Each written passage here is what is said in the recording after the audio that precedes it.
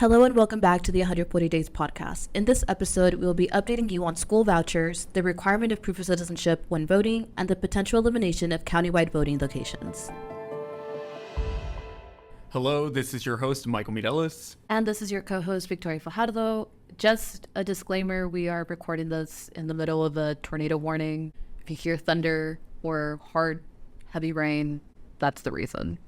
Apologies. Victoria, we have been super busy. We actually missed our deadline last time to publish a podcast episode, but we're here now. Yes. Why have we been so busy? We have been going up to Austin with more frequency lately because things have just been moving a little fast with certain bills. So 3 weeks ago, we were up in Austin for House Bill 3, which is the establishment of the education savings accounts or school vouchers as we know them. And that was a brutal hearing. This was my first time testifying with Lupe. So to set the scene, we get there 7 a.m. to register to testify.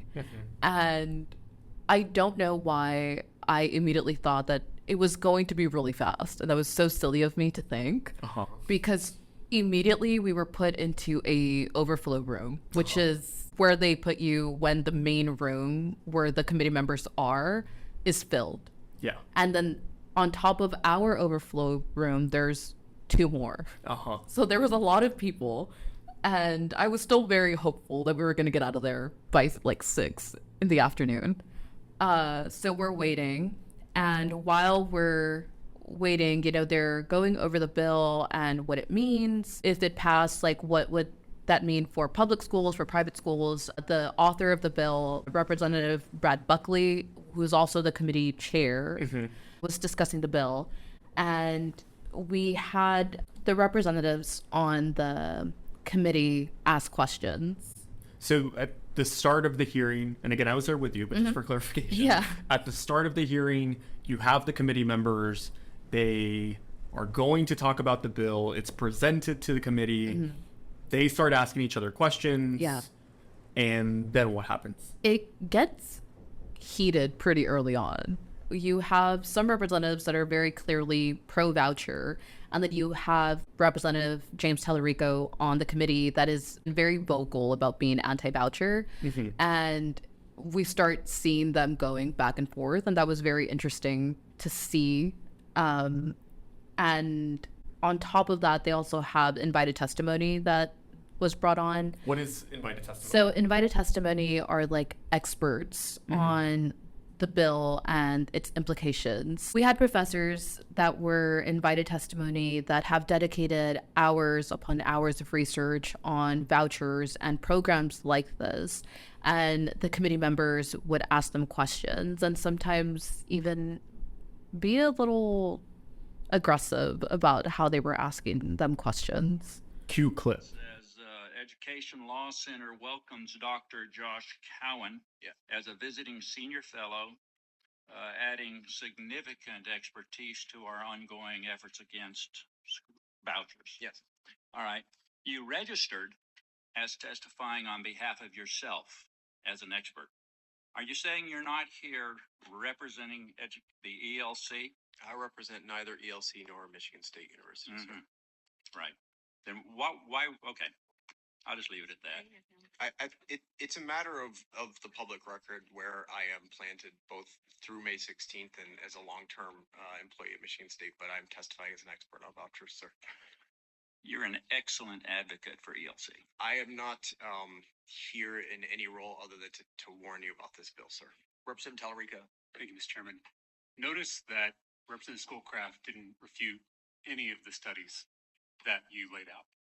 Notice that he didn't make any arguments about the facts that you put before us. The folks pushing this bill get real upset when they're confronted with facts. It quickly becomes ad hominem. And so I apologize. Was there a consensus among the invited testimony about whether the school voucher program was good or bad? I think from what I recall, it was pretty split, only because a lot of the invited testimony is by the committee chair. So a lot of it is people that are in favor of the bill. Okay, so we know that the invited testimony, representatives were hearing them out. Some representatives agreed with some of the statements or facts that were presented. Some representatives disagreed with statements or facts that were presented. In public testimony, who were the people who were opposed to the voucher bill? So there were a lot of public school teachers, a lot of parents that had their kids in public school. We had kids that were in public school. We had organizations like our own Lupe. There was IDRA, the ACLU, AFT, and we also saw a lot of Republican constituents. Tell me more about that. So a lot of them were very vocal on their opposition and how this did not go or align with the Republican values. They call it the Republican plank, right? Right. Yeah, the Republican plank. And they were calling out the Republican representatives on the committee, which was, I don't know, that was something that I don't think I had seen before. So you had a lot of Republican constituents speak in opposition to the bill. What was the response of the committee for all of testimony? What was happening? What were the reactions? So I think, just since we just talked about the Republican constituents, a lot of the committee members were surprised and even a little taken aback. And, you know, they would tell them not to be disrespectful or, you know, not to call someone else or make a personal attack on a committee member. But they doubled down. Like, these constituents were doubling down, and they were like not backing up on what they were saying. They were like very firm on their stance that they were not okay with this, and that they were not okay that it didn't align with the values. For those of you who are in the Republican Party like I am, it does violate the party principles, the priorities, the platform, the plank, all of it. Chairman West, who's my GOP chair in Dallas County, he came out with a statement about Plank 84. These bills don't match the Republican Party planks, the platform. You can't reconcile. Yeah, and I'd like to add that historically speaking, this is not atypical on the House side. So voucher bills that have been tried to have been pushed in the Texas legislature, in the Senate, it's a bit of a mixed bag, but usually on the House side, you have a lot of constituents, rural constituents and rural legislators who are opposed to voucher-like programs. And this is just word on the street, what we've seen before, but I know that some of this opposition comes from the fact that you're investing a lot of public dollars into a program like this when a lot of rural areas don't have private schools. Right. And a lot of rural areas don't have school choice, which is what Republicans have been advertising this bill as, right? Yeah. There isn't a lot of school choice in the area. So I understand why Republican constituents would come out here in this House hearing. Yeah. Also, just to add, I think that's something that Representative James Tellerico was asking Chair Buckley to add to the bill. Like, if the intent of the bill was for kids that were underprivileged and kids with disabilities, for them to make that the actual priority of the bill, and we just kind of got the runaround. You know, like, there was no like, okay, like, yeah, we're gonna do that. It was just excuse after excuse as to why they wouldn't do it. Yeah, I remember this actually happened several times throughout the hearing, but Representative Diego Bernal, who was on this committee, I remember that he mentioned several times, and he asked a lot of questions to folks who were in public testimony and invited testimony, that if the purpose of this bill was to help people, or students rather, who are from impoverished families or students with disabilities, if this bill is meant to help those kids have more opportunities for schooling, that there should be a limitation in the bill to prevent folks who are not from impoverished backgrounds or folks who don't have disabilities from benefiting from a voucher program. Currently, from what I understand, neither the House version of the voucher bill, which is HB3, or the Senate version of the the voucher bill, they do not have any restrictions on the type of family or student that could benefit from a voucher program. Even students whose families make maybe more than $100,000, more than $200,000, more than $500,000. Yeah. Is that correct? Yeah, that's right. That's correct.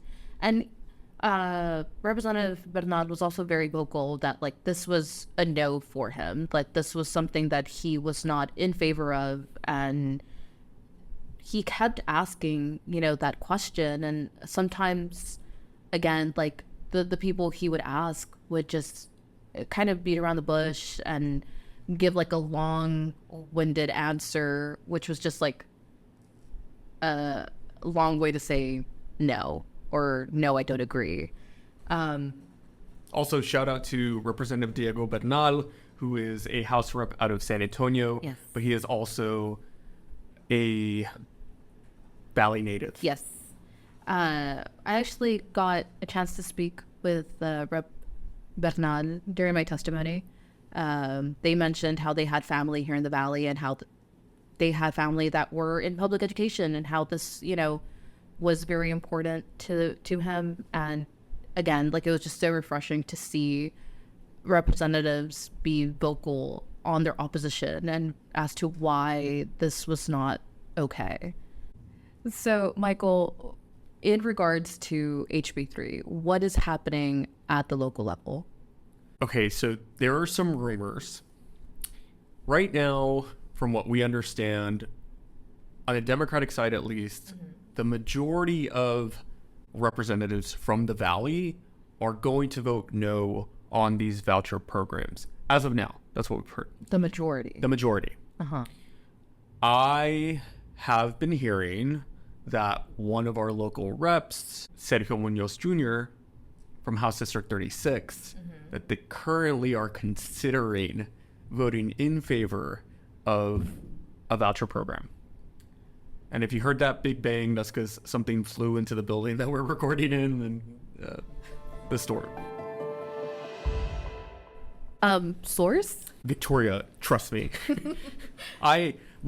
Word got around. I will say Governor Abbott actually posted a photo on his Facebook page with two of our Valley reps. This was Representative Sergio Munoz Jr. and Representative Oscar Longoria. In the caption of the photo, Abbott said, I'm paraphrasing, but that they had a productive conversation about vouchers. I heard from the source, from somebody else, that the photo was taken a while back, and it was actually a photo about border security, and the conversation had nothing to do with vouchers, which is why I'm not incriminating House Rep Oscar Longoria right now. Right.